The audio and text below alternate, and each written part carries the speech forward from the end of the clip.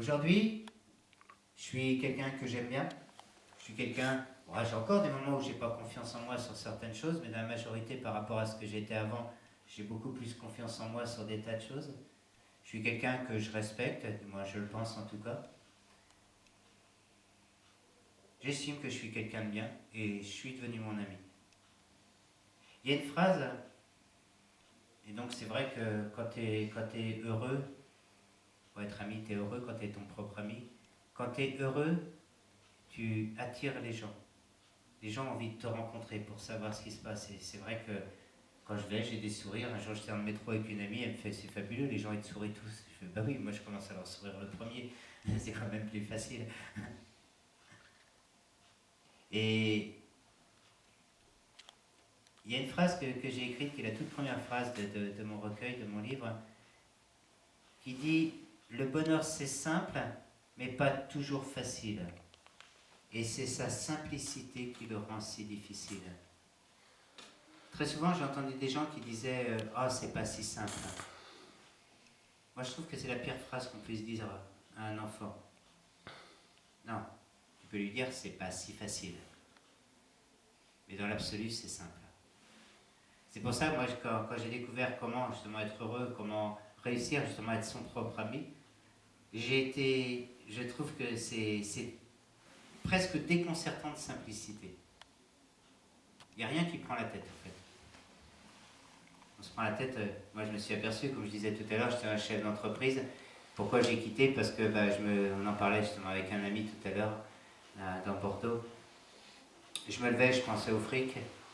Je mangeais, je pensais au fric. Je dormais, je pensais au fric. Je baisais, je pensais au fric. Sûrement que dans mon sommeil, dans mes rêves, je pensais au fric. Pas pour le fric, parce que le fric, c'est pas quelque chose qui m'a attiré. C'est que j'étais rentré dans un engrenage où il fallait que je gagne de l'argent. Si je voulais continuer mon entreprise, évoluer. Et en fait, ma vie est tournée autour de mon entreprise et l'argent. Aujourd'hui, comme je dis, je suis prêt à gagner de l'argent avec ce que je fais, mais je suis plus prêt à faire quelque chose pour gagner de l'argent. Différence que je disais tout à l'heure entre un métier et un travail. Vous voyez, la vigilance, c'est simplement ça. Le bonheur, c'est la bonne heure. La bonne heure, c'est toujours maintenant. C'est toujours au présent. Le malheur, c'est la mauvaise heure. C'est le passé ou le futur. Je ne dis pas qu'il ne faut pas aller dans le passé ou le futur. Si, bien au contraire. Le passé, c'est son histoire. Il va y avoir un regard qui va être différent sur son histoire parce qu'on va modifier les émotions du souvenir. Et le futur, c'est les projets. Je ne parle pas d'objectifs, je parle de projets. Pourquoi je parle de projets? Parce qu'un projet, par définition, peut être modifié à n'importe quel moment. Et dans son histoire, quelle que soit l'histoire qu'on a vécue, quel que soit le passé qu'on a eu, en fonction du regard qu'on a dessus, où elle nous sert, où elle nous dessert. Où je suis aujourd'hui, c'est grâce ou à cause de moi. C'est moi qui choisis. Je ne suis pas choisi, je ne choisis plus le passé, il est vécu. Par contre, ce que je vais choisir, c'est comment je vais regarder ce passé. Moi, j'ai vécu un passé qui était assez dur. J'ai vécu dans la rue, j'avais 16 ans, dans le milieu de la cave, entre guillemets. Je me suis jamais shooté parce que j'ai eu la chance, il y en a qui ne vont pas comprendre le mot chance. J'avais 18 ans, j'ai une des filles qui vivait avec nous dans le squat qui est morte d'une overdose, elle avait 17 ans. Et j'ai eu la chance qu'elle meure parce que j'ai toujours eu peur des piqûres. Et je lui dis merci. Je la remercie pour ça. Ça paraît, voilà, on peut remercier l'histoire. Quel que soit ce que j'ai vécu aujourd'hui, quels que soient les moments aussi difficiles ont-ils été, aujourd'hui, chaque moment, je le regarde avec le sourire. Parce que, pourquoi? Parce que si je suis là aujourd'hui, c'est grâce à chaque instant de ma vie que j'ai vécu. Aujourd'hui, je me plais bien. Il suffit qu'à un moment, je fasse un choix différent. Il y a des grandes chances qu'aujourd'hui, je serai ailleurs à faire autre chose ou que je ne serai plus. Alors, si je suis là aujourd'hui, merci à chaque instant de ma vie. C'est pas évident à comprendre dans un premier temps parce qu'il y a des situations qui sont hyper dures. On se dit, mais attends, mais comment il va parler de ça? Je vais vous donner un exemple que je donne souvent dans les lycées. Et j'ai eu beaucoup de cas. J'ai écrit un conte qui s'appelle L'Orchidée blanche et le papillon, et j'ai beaucoup de témoignages de femmes autour de, à partir de ce conte.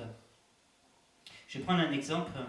Je prends l'exemple de deux filles. Je prends trash exprès parce que c'est comme ça que ça marque. Je vais prendre l'exemple de deux filles qui se font violer à 12 ou 13 ans, très jeunes. Il y en a une, à l'adolescence, elle ne le supporte pas. Alors elle va se suicider. Et la même personne va vivre exactement la même situation, et vécu exactement la même situation dans l'horreur. Il y en a une autre, elle va suivre des études de droit pour devenir avocate, pour aider les filles qui se font violer. Et c'est des cas réels, ça. La seule différence qu'il y a, c'est pas ce qu'elles ont vécu, c'est le regard qu'elles ont eu sur l'histoire qu'elles ont vécue.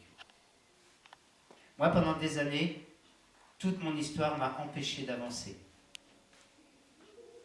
Aujourd'hui, elle me...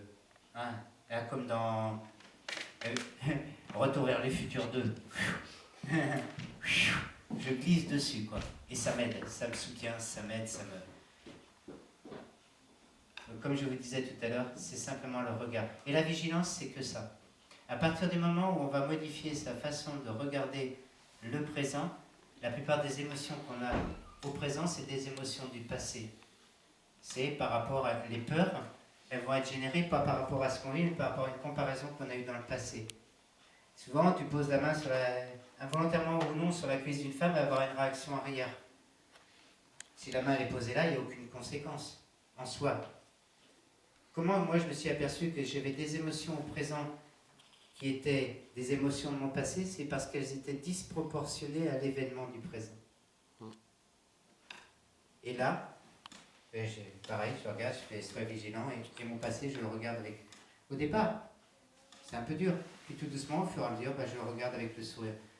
Parce que c'est cette histoire-là aussi qui m'a permis d'être là aujourd'hui. Aujourd'hui, il n'y a pratiquement plus aucune histoire de mon passé que je peux ne pas regarder avec le sourire.